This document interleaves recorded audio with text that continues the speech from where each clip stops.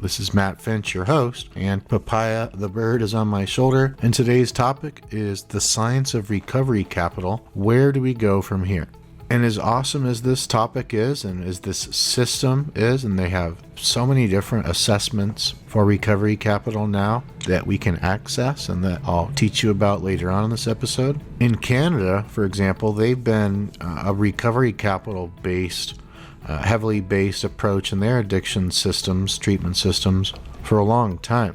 In some places, some treatment programs in the United States, typically not the mainstream ones, but some treatment places are based on recovery capital, and their outcomes are so much better. You're going to love it. If you haven't learned about this before, you're going to love it. And since this is it's actually a pretty complex topic, it seems kind of basic when you first learn about it, but then as you learn more and more about it, you're like, whoa, this is actually not just some simple concept and system, but fundamentally, if you introduce this into your ecosystem, your addiction recovery ecosystem, then it can augment and accelerate your treatment plan and transformation.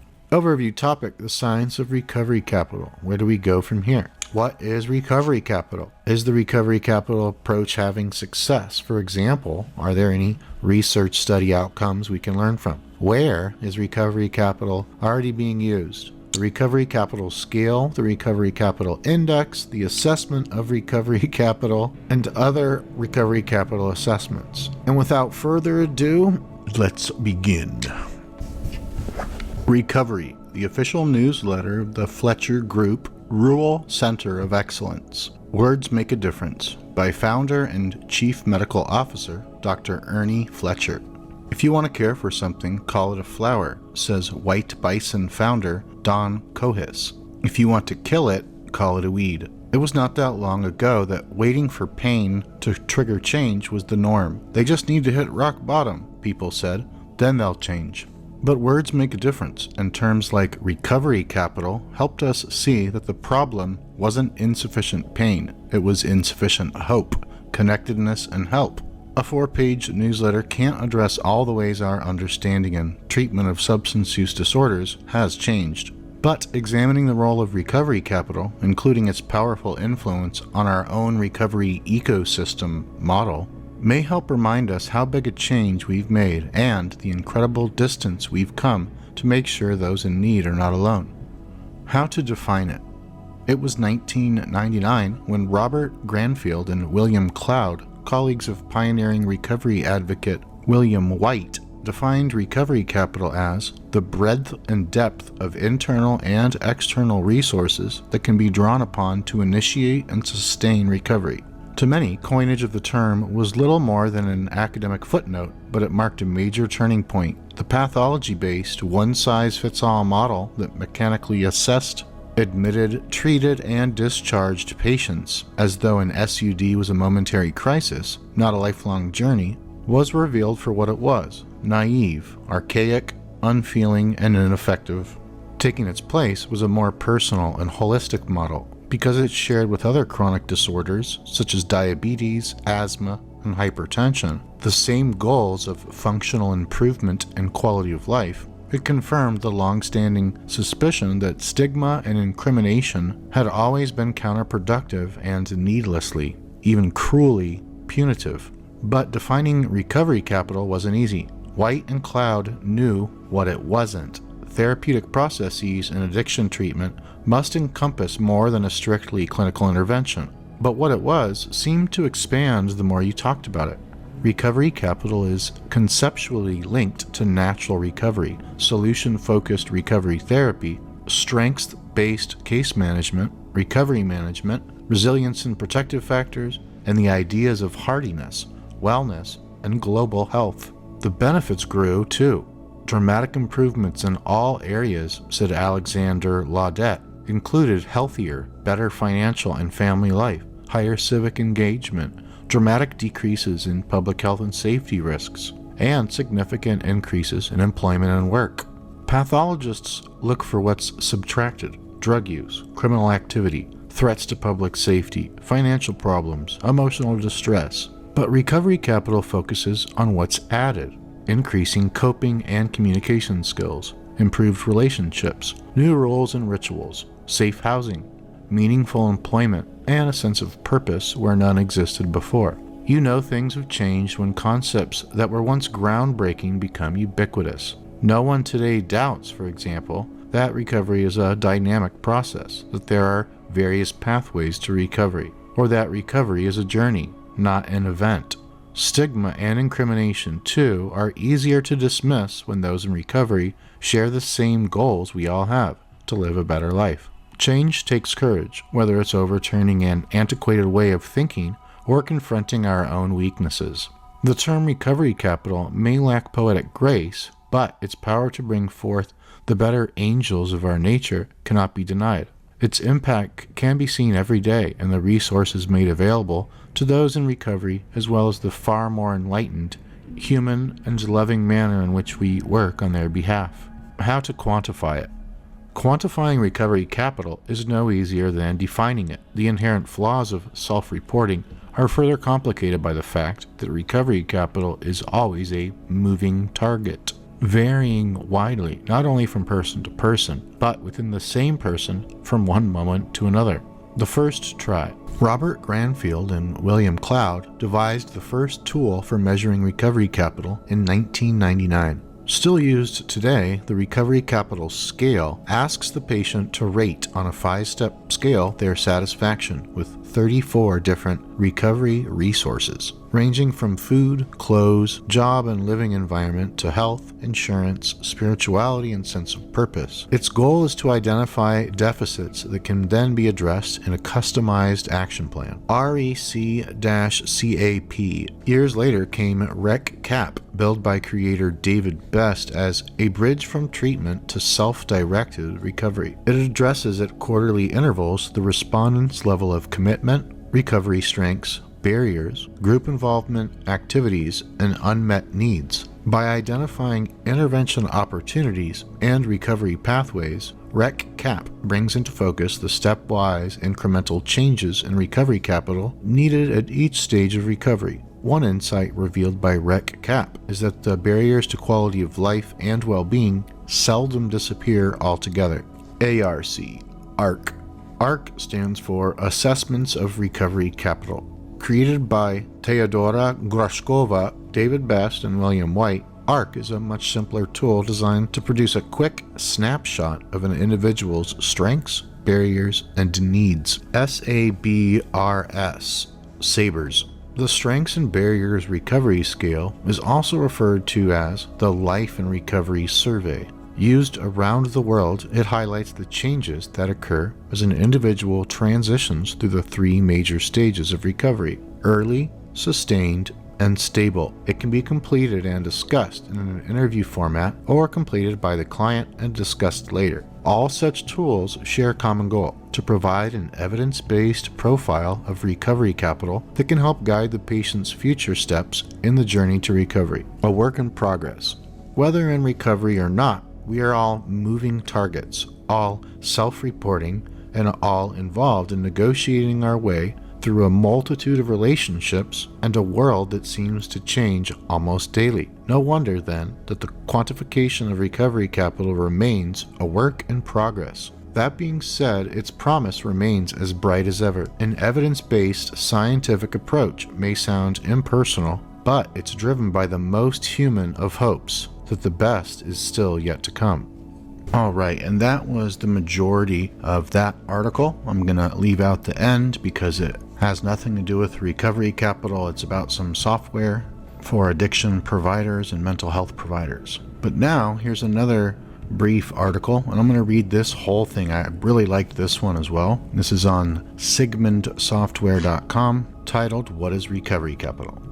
Recovery Capital is a unique addiction treatment system that helps patients achieve and sustain recovery. Learn more about this patient-centered concept. Traditionally, addiction treatment has centered around intervention and abstaining from alcohol and/or drugs. Treatment programs have mostly focused on one outcome: the lack of use of a substance. For example, look at the standard patient life cycle for an individual in treatment for alcoholism. The patient enters treatment, succeeds in their program, and then gets discharged. If the patient reports as sober in their subsequent discharge reviews, that has generally been considered a positive outcome in our industry.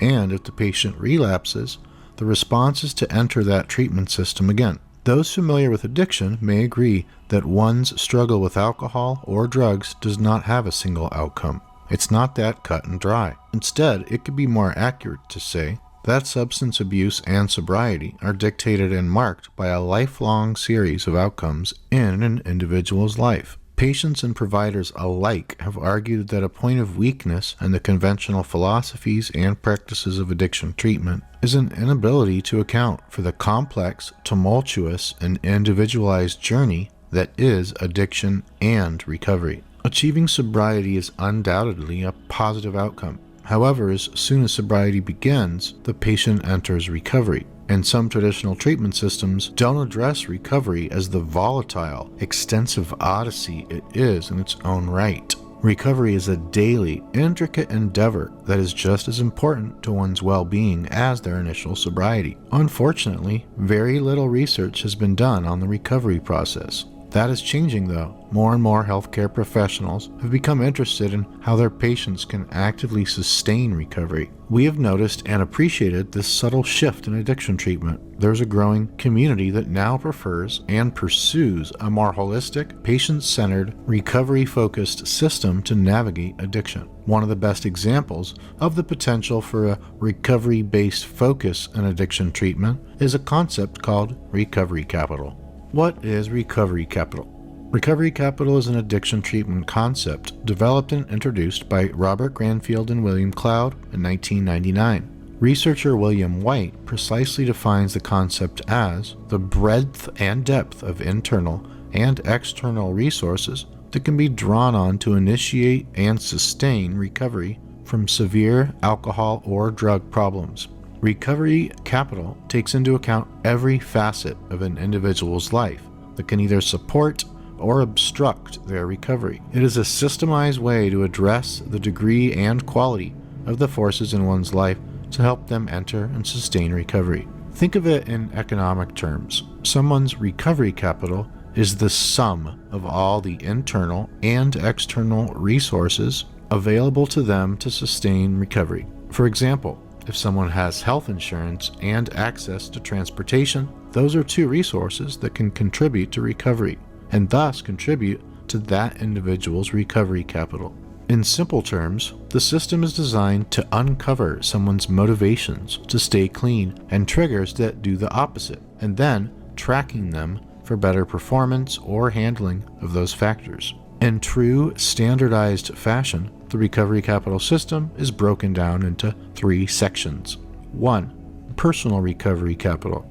Granfield and Cloud consider this section as an individual's physical and human capital. When they say physical, they mean the resources available to an individual to sustain our physical necessities, such as physical health, health insurance, financial assets, shelter, food, clothing, access to transportation. Human capital describes the more intangible aspects of ourselves, like one's values and knowledge, educational, vocational skills, sense of meaning and or purpose in life, interpersonal skills, perception of past, present, or future, capacity for problem solving, the three S's, self-awareness, self-esteem, self-efficacy, self-confidence in managing high-risk situations. 2. Family, social recovery capital.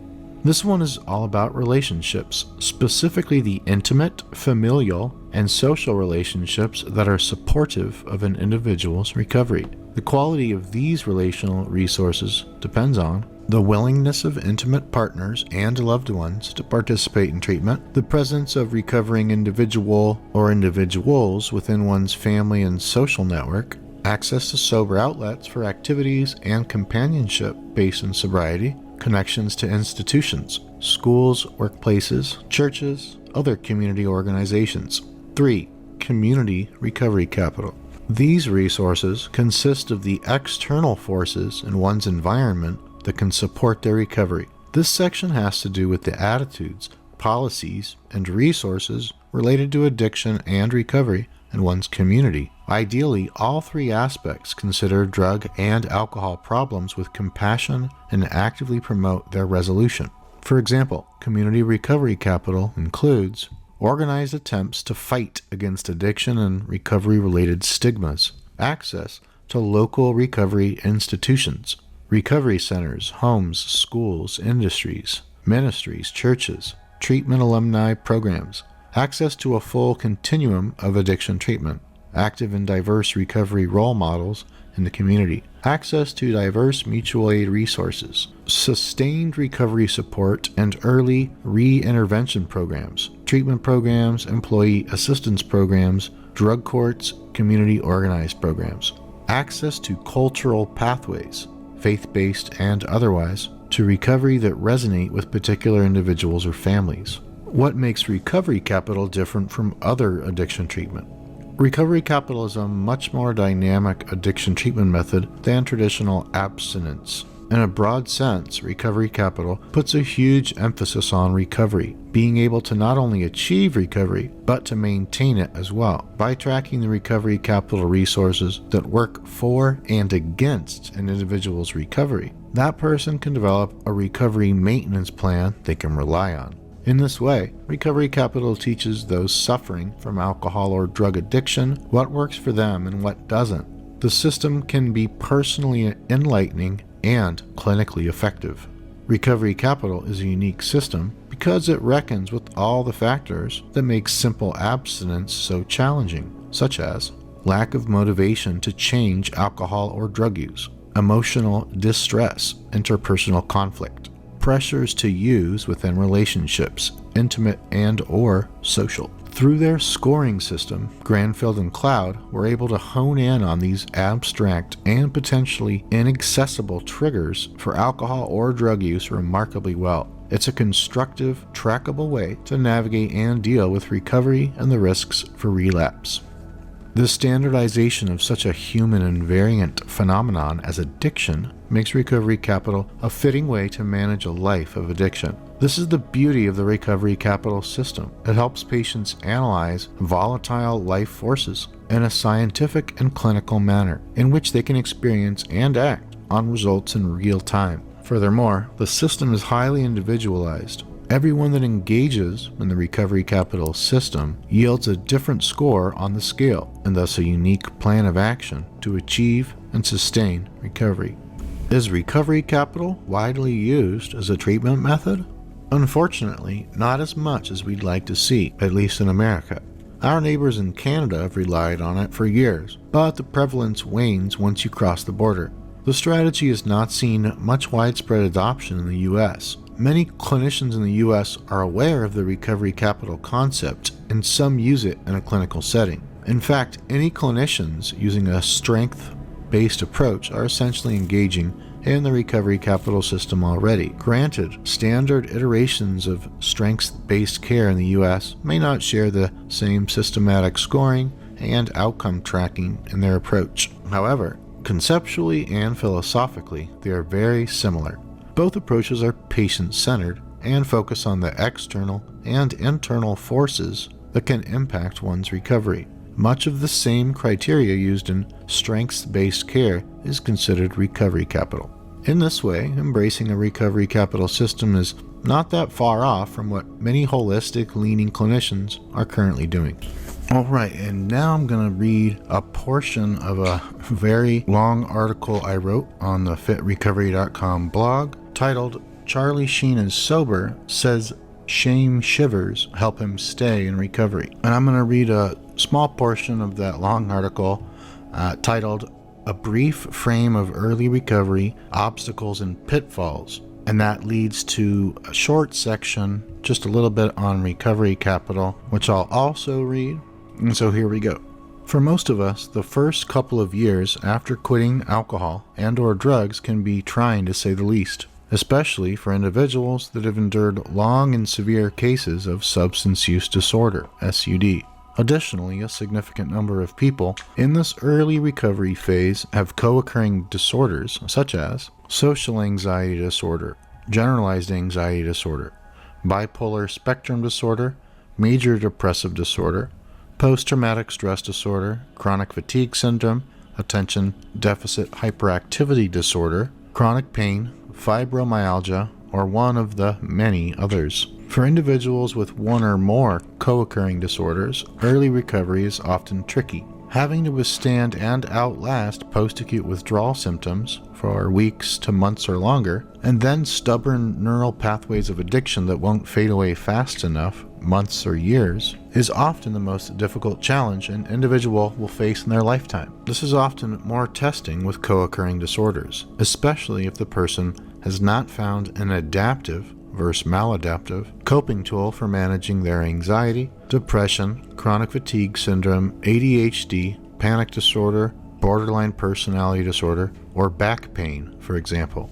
In my own experience, the mental issues that plagued me were often my reason for consuming alcohol or administering drugs. Sure, when I was younger, I was drinking and taking drugs to get high with friends, or as a remedy for boredom. But it wasn't long before most of my substance use centered around self-medicating my chronic anxiety, intermittent depression, papaya, trauma, and general fear of life and people. I've worked with hundreds of clients that got addicted to pain pills simply by taking them in the way their doctor prescribed. And some of these folks told me they have no anxiety disorder, no depressive disorder, literally no psychological issues whatsoever. In these cases, if they no longer have significant pain issues, detoxing from opioid analgesics and staying opioid-free is often a more straightforward process than it is for individuals that have an anxiety disorder, post-traumatic stress disorder, or bipolar spectrum disorder, or another co-occurring disorder, for example. In early recovery, stress is often the number one slip or relapse trigger. Work stress, relationship stress, financial stress, stress from politics, COVID stress, single parenting stress, domestic duty stress, automotive repair stress, dental work stress, health issue stress, bills, emails, phone calls, errands, chores, appointments, responsibilities, commitments. The list goes on and on for many of us. However, while our brains are innately resilient, addiction can rewire the brain in a plethora of devastating ways that are chronic, debilitating, and free will depleting, especially in cases of severe and long-term SUD. Fortunately, with an effective, individualized, and holistic treatment plan combined with commitment, diligence, patience, consistency, self-compassion, and resilience, a person can successfully heal their brain, body, mind, and soul over time using a blend of integrative strategies like therapeutic counseling, recovery coaching, a strong support system, nutrigenomics, epigenetics, neuroplasticity, and much more. The latter two of which are some fascinating new areas of research that are helping people recover from addiction and other health issues at elevated rates. Chris Scott's Total Alcohol Recovery 2.0 program, for example, strategically guides its members step by step on how to break free of the alcohol addiction cycle using the hierarchy of alcohol recovery and all of the above-mentioned strategies, as well as many others. It would be an anomaly if someone went to a mainstream residential rehab program and learned how to properly harness the power of nutrigenomics, customized diet, exercise, supplements, and other health habits to rebalance the chronically dysfunctioning addicted brain.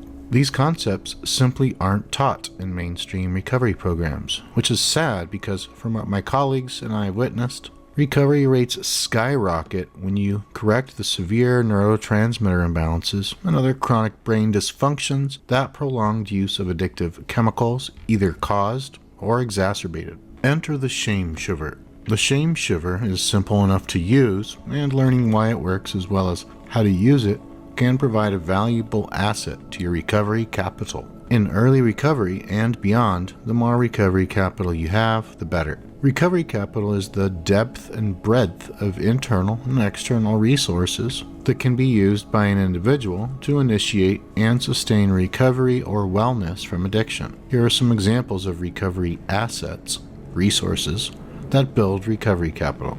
Physical, safe place to live, reliable transportation, money to buy necessities with, healthy foods, high quality supplements, Peloton treadmill, Bowflex home gym, 2x per month appointments of deep tissue massage, superfood powders, alkaline, ionized reverse osmosis water filtration system, infrared sauna, blue light glasses, Vitamix blender, psychological, growth mindset, internal locus of control, 100% responsibility frame, realistic optimism, therapeutic counseling, hypnotherapy, resilience, neurolinguistic programming, NLP, mindfulness-based therapies, MBTs, social, compassionate, loving, and understanding spouse, a tight support group, healthy relationships with coworkers, love connection with friends and family, play, cuddle, love time with pets regularly, spiritual,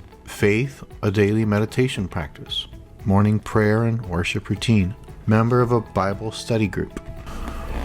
All right, and that concludes this episode. I really hope you enjoyed this topic, even half as much as I did. And with that being said, take such good care of yourself, my friend, and Papaya and I thank you for listening. Have a good one. See you next time.